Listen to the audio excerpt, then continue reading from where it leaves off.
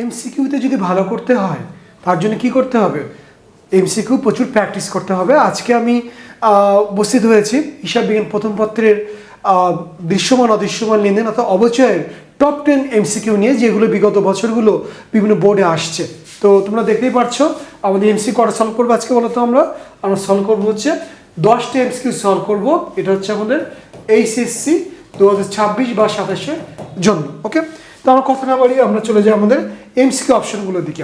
তোমরা দেখতে পাচ্ছ যে আমাদের বিপরীত সম্পদ বা কন্ট্রাস্ট সম্পদ কোনটি? এখানে আমাদের অপশন দিয়েছে একটা সুনাম, একটা প্রারম্ভিক খরচাবলী, আর হচ্ছে দালান কোঠা, আর হচ্ছে পুঞ্জীভূত অবচয়। এটা হচ্ছে বিপরীত সম্পদ। এটা কিন্তু প্রায় পরীক্ষাতে আমাদের আসে।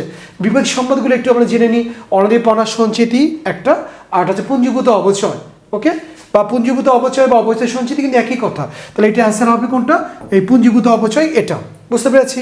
এরপরটা হচ্ছে তোমরা দেখো যে অবচয় নির্ণয়ের কোন পদ্ধতি ভগ্নাবশেষ মূল্য বিবেচনা করা আনা হয় না, অর্থাৎ ভগ্নাবশেষ মূল্য আমাদের অবচয় বের করার প্রয়োজন হয় না। আমরা জানি অবচয় পদ্ধতি প্রধানত দুইটা, একটা সরলরৈখিক, একটা ক্রমহ্রাসমান জের। ক্রমহ্রাসমান অর্থাৎ প্রতি বছর আমাদের অবচয়টা কমতে থাকে। তো আমাদের এখানে কী কী রয়েছে? উৎপাদনিক পদ্ধতি, শূন্যকরণ পদ্ধতি, ক্রমহ্রাসমান পদ্ধতি, আর হচ্ছে স্থির কিস্তি পদ্ধতি। তো উত্তরটা হবে কি বলছে যে বিবেচনা করা হয় না, আমাদের হচ্ছে ক্রমহ্রাসমান জের পদ্ধতি। অর্থাৎ ক্রমহ্রাসমান জের পদ্ধতিতে বার্ষিক অবচয় সূত্রটা কি জেনে নিই একটু। সেটা হচ্ছে সম্পত্তি অর্জন মূল্য ভাগ আয়ুষ্কাল। এটা হচ্ছে ক্রমহ্রাসমান জের পদ্ধতি। আর সরলরৈখিক পদ্ধতি হলে সম্পত্তি মোট অর্জন মূল্য মাইনাস ভগ্নাবশেষ মূল্য ভাগ আয়ুষ্কাল। তো আমাদের এখানে ছিল বিবেচনা আনা হয় না, উত্তরটা হবে ক্রমহ্রাসমান জের পদ্ধতি। বুঝতে পেরেছি। এরপরে দেখো তোমরা কোন ধারণার ফলে অবচয় ধার্য করা হয়। কোন ধারণার ফলে? আমাদের রয়েছে মিলকরণ, রক্ষণশীলতা, তারপরে চলমান প্রক্রিয়া, ব্যবসায়িক সত্তা। উত্তরটা হবে কি বলতো?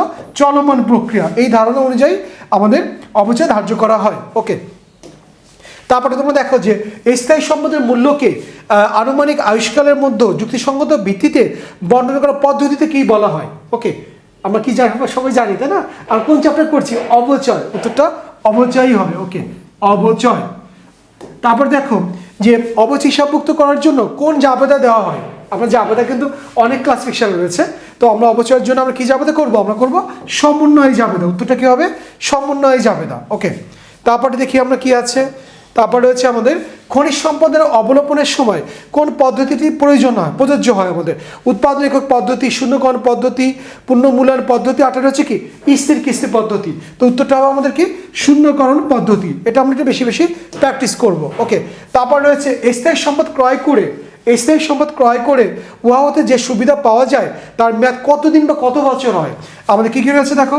একটা হচ্ছে 6 মাস, একটা 9 মাস, একটা 1 বছর, একটা হচ্ছে কয়েক বছর।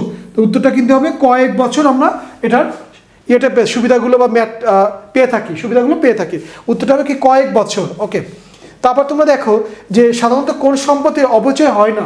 এটা প্রায় পরীক্ষাতে আসে, আর আমাদের অনেক স্টুডেন্টস কিন্তু ভুল করে থাকে। কিন্তু আজকে থেকে আমরা ভুল করব না। ভুলেই তো জীবন শেষ, আর ভুল হবে না, ঠিক না বলো? ওকে, তাহলে আমাদের কোনটা বলো তো? ভূমির উপর কখনো অবচয় এবং অবলম্বন কিছুই হয় না। ওকে, তাহলে আমার উত্তরটা কি হবে? ভূমি হবে। বুঝতে পেরেছি মনে হয়, ভূমি। এবার আমরা দেখব 9 নম্বরটা, কোনটি অনগদ লেনদেন। এটাই প্রায় পরীক্ষাতে আসে।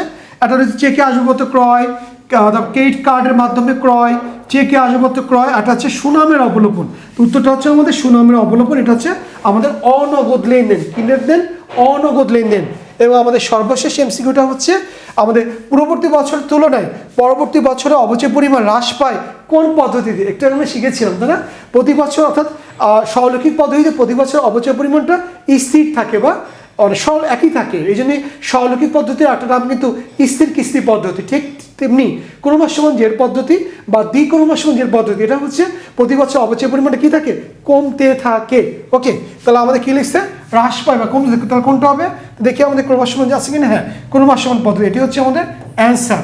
তো আমরা এতক্ষণ ধরে আমরা অবচয় আমরা 10টা এমসিকিউ সলভ করার চেষ্টা করেছি। তো তোমরা অবশ্যই কমেন্টে জানাবা তোমাদের প্রবলেমগুলো, আর ভুলগুলো তো অবশ্যই আমরা সলভ করব। আমরা ভুল আর করতে চাই না, আমরা ভালো রেজাল্ট করতে চাই। তো থ্যাংক ইউ এত সঙ্গে থাকার জন্য। আবার অন্য কোনো এমসিকিউ বা বিভিন্ন বোর্ডের ম্যাথ নিয়ে আমি হাজির হবো। সে মধ্যে সবাই ভালো থাকি। Thank you.